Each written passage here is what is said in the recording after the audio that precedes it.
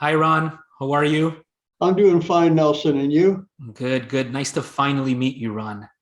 Thank you. Um, I Same. just I just want to tell the viewers that I first saw your profile on this platform called Watch Crunch, where people go and talk about their watch collection or why they love watches or are into watches. And your profile was really interesting. So you're a curator for the Alberta Museum of Chinese Horology. So I guess there's a lot of expertise that you can bring when it concerns Chinese horology.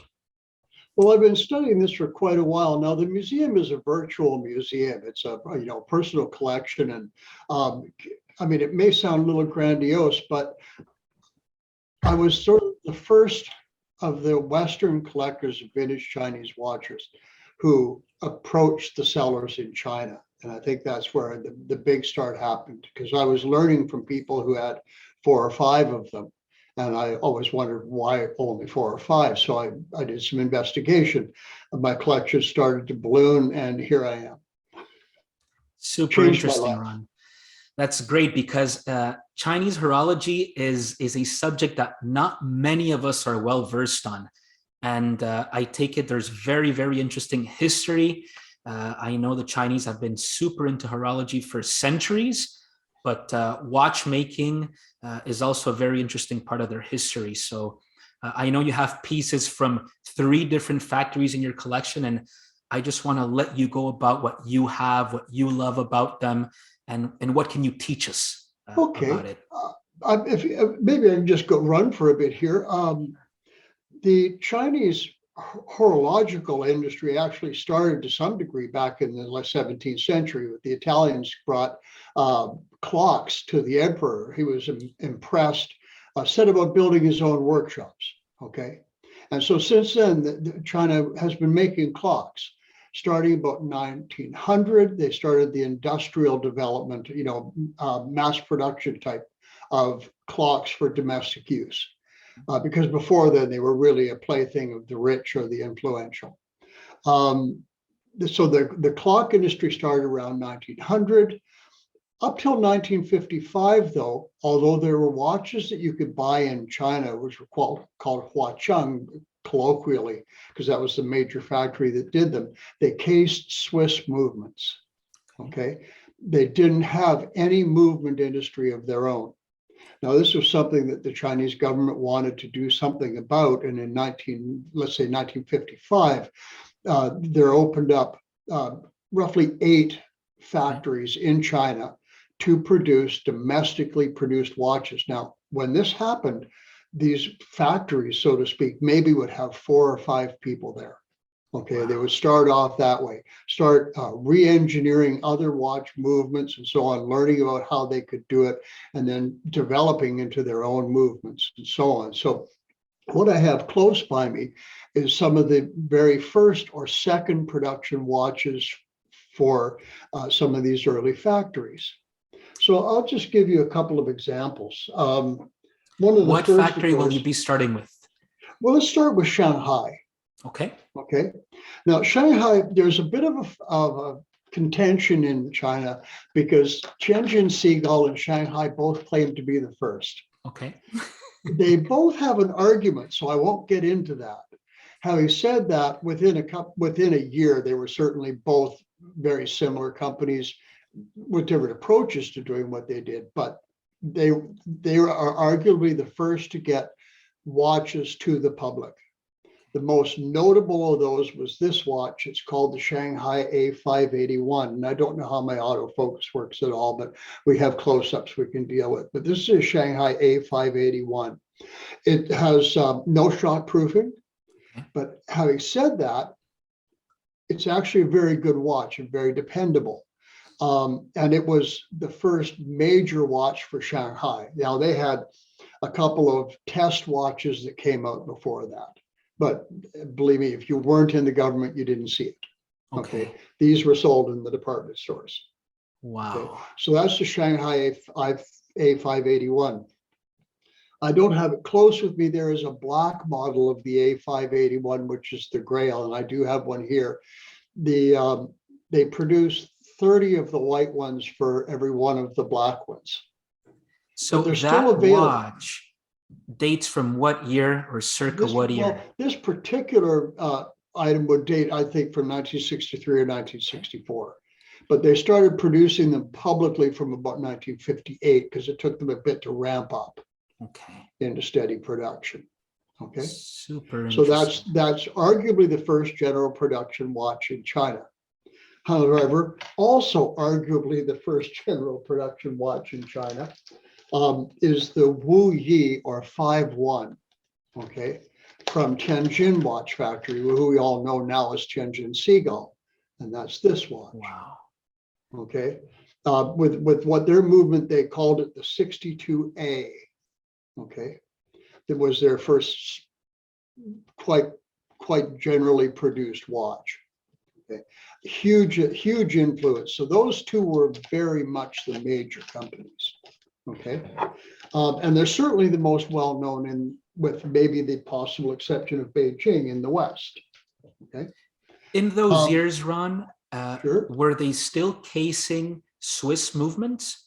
At that point, well, Tianjin Seagull was not, Shanghai was not. These were companies that were built to produce domestically produced watches with domestically produced movements. Okay. The other one that I hold in some high regard is the Liaoning Watch Factory. This is a Liaoning, and I'll get it out of the plastic for you. Sure.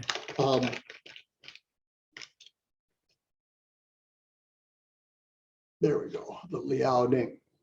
Now, Liaoning is now Liaoning Peacock, one of the most, one of the most notable factories in the whole of China, and certainly becoming, after a sort of a doldrums, back into being a major producer. For like Atelier Wen, a new watch company, for example, with Robin Talandier and Wilfred Byrne, use the Peacock movements in their watches, and they're famous a lot of places for tourbillons. Okay, so they make high-end watchmaking. Oh, that's what they're into. Well, actually, all of these companies do now. Tianjin Seagull makes watches in the, I think, probably in the $100,000 range. They have some units.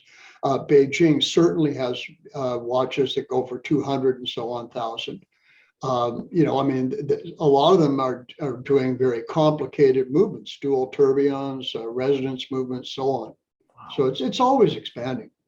And the other one that I'd like to bring up just at the beginning, which was from Qingdao Watch Factory, is kind of a third, but only because this is quite rare. This is the Guangzhou watch. Now, the Guangzhou watch was produced by Qingdao Watch Factory. It's a pure cultural revolution. That's workers and peasants. Okay, Guangdong. Now, Qingdao is not as large as the others these days, but they were a notable player in the early days. I guess the other one would be Beijing. Now, Beijing is a huge factory now. Just let me reach over here. Sorry for getting out of frame. No worries. Okay. Beijing, the BS1 is unobtainium. I mean, I know some collectors who have them.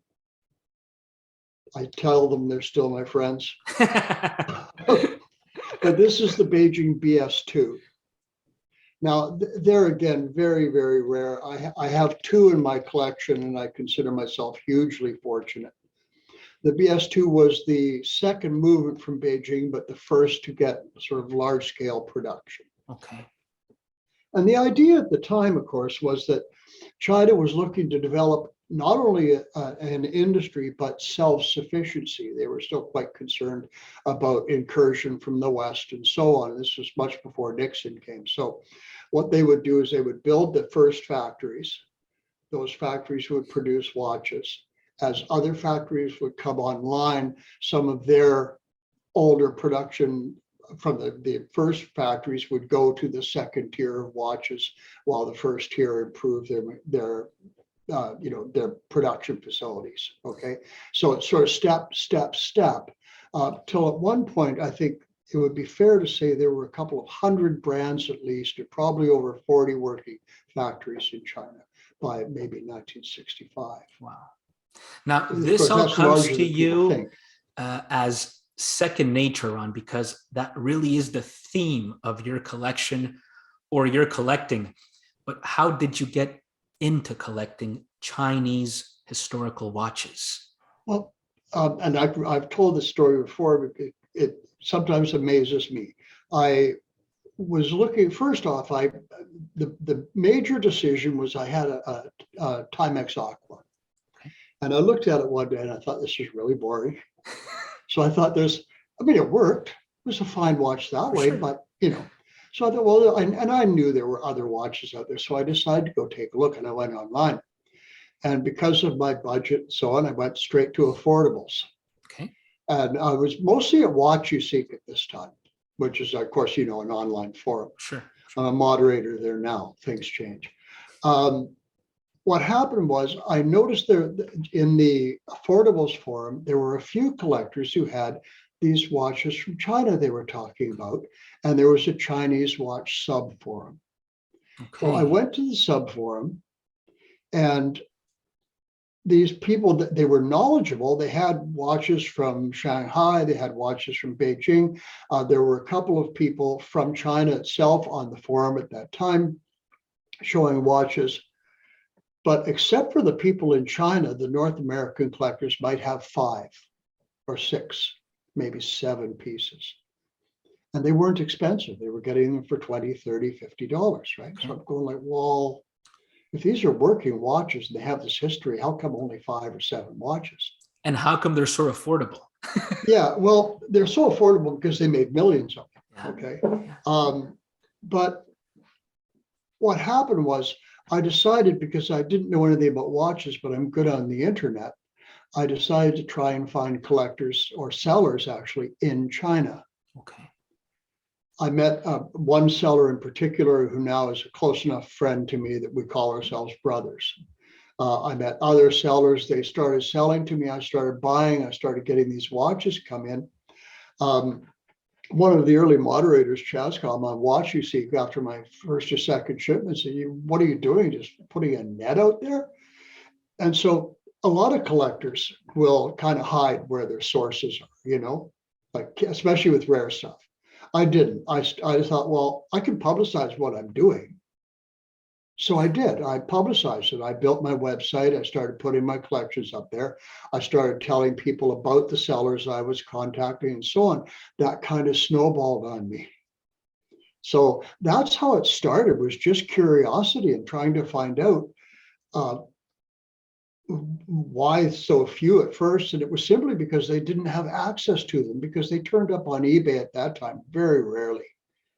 Is the online museum something that you put together, or did you have people that collaborated with you to get those pieces out there? No, that's me. What happened there was I was showing my pieces on the CWOWC forum, and Chazcom, the moderator, said jokingly, you should open up the Alberta Museum of Chinese Horology. I thought, good idea. So I did. And it was a good idea. And so I built that, and I started. So I was putting my collection up not only on the forum but on my own website. And it's gone through some changes too, of course.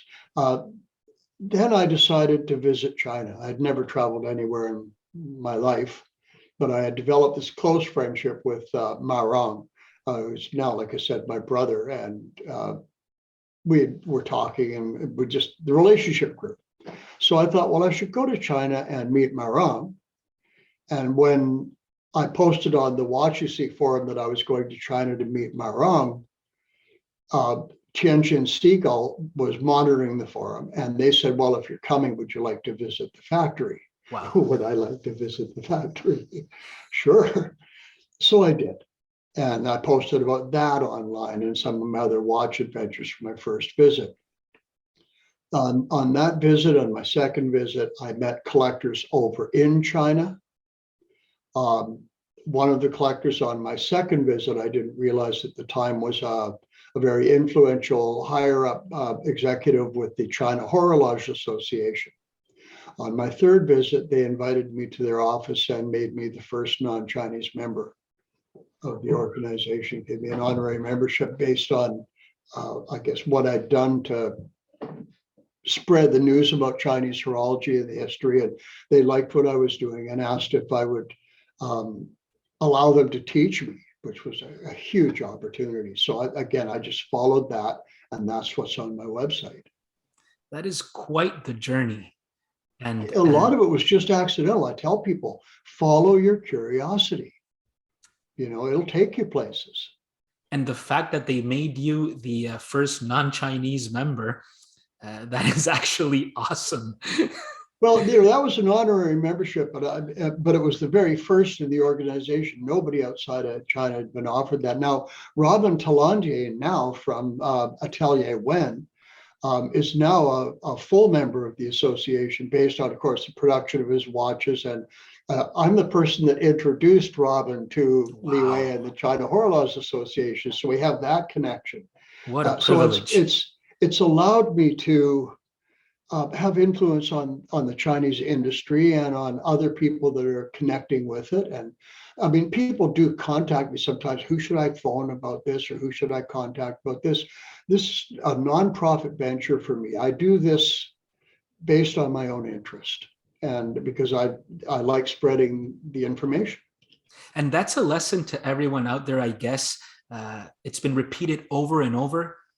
Buy what you like, buy what's interesting to you, and follow your curiosity. That's the way you put it. And that leads you into really enjoying your collection, your particular path in watch collection. Sure. And now I tell people this, that one of the things about approaching Chinese watch collecting that I think is fantastic is although it's certainly not like it was when I first got there, because it's grown hugely. Not only, it turns out I had a lot of influence in China as well, as far as the desirability of getting vintage Chinese watches. So I've had some effect on the market. So I'm paying more now too. I mean, there is some punishment for this. Okay. But there are still really collectible watches available in the Chinese market at somewhat lower prices. In other words, you can accomplish, if I said I wanted to collect Swiss watches and have all of the movements produced by a major manufacturer, well, I mean, that's so far beyond my budget, it would be just astonishing. But I can do that with a couple of the Chinese companies, and I have done that. I have prototype pieces, which are rare, but I have them from Liaoning and from Shanghai Diamond. I have actual prototype pieces. Try collecting that in, let's say, Swiss or German watches these days. It's impossible. At any sort of price. Yeah, it really is impossible. It's unattainable price points. Right, and even the Grail watches. So let's say the Shanghai Diver, which I don't have in the original version, and I'd love. You're looking at about $2,000 for that, not $200,000 for that. And it's the first military diver produced. The famous 1963 or Project 304 watches. Now, you can get the reissues for $150 or $250, so depending on the manufacturer and the level of authorization, which is fuzzy as all heck. I know something about that because I've been in the play a long time, but you can get that for $200. Even the original, though, if you want an original 304 Project 304 chronograph, you could probably obtain one for $5,000 or $10,000. For a Grail watch, or for such a rare watch? For something that is haltingly rare. Exactly. I forget the exact figures, but I think it was something like less than 600 or something. So, wow. But I still, because I got in a little early, I've scored on a couple. I have one watch I got for $100 and a half, and I thought it was exorbitant, and now you can't buy it for 15. So, but that's not why I do it. I just think it's funny. It's not for sale, so forget that. You really just fell into it or snowballed into it. That's right, how you put it. And this is my personal collection. I love them all. Do you have a couple of other pieces you'd like to show us, Ron? Oh, very much so. Okay. From the middle period of Beijing, for example, these two examples. I'll take them out of the plastic. By the way, and I recommend this, if you're looking for an inexpensive way to protect your watches, Plastic these bags. work just beautifully. This Beijing, and you can see the dial. I don't know how focused it is, but the It gorgeous looks like color. an enamel dial. That's how it looks like from here. It's beautiful. Well, yeah, The actually, red it's is a lacquer beautiful. dial over. It's lacquer over top of the undercoating, so it stays looking brand new and shiny for like decades. Right? This is from 1970, roughly 1975, maybe. Wow. Could be as late as the 80s, but I don't think so. You know, but it's gorgeous. And now this piece was never commercially distributed. And this is a Beijing date. What a beautiful dial. Is Yeah. that lacquer as well? Exactly. Wow. Lacquer with a sort of a 3D kind of thing that you might see on some early Orients. Or we'll post a picture up just to have the detail on screen. You bet. Sure. You know, I mean, these are gorgeous watches to me. I love them. Not just because they're red, although, you know, in my genetic history, I think there might be a crow back there. You know, so I have those watches. I have a seagull piece that is not available anymore, but I loved it just because it had the Chinese day on it, date.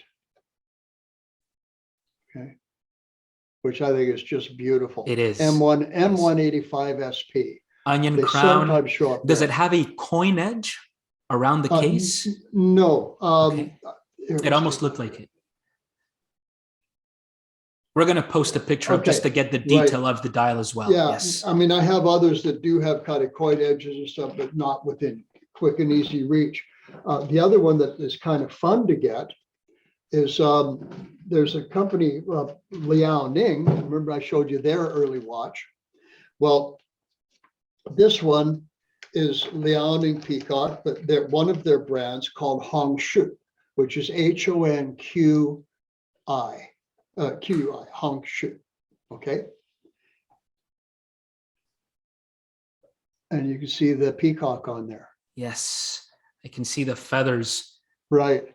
Yes. You know, so I have those watches. I mean, there's a number in newer watches. Of course, I have modern Beijings. I think this is one of the top of the game watches in the modern Beijing.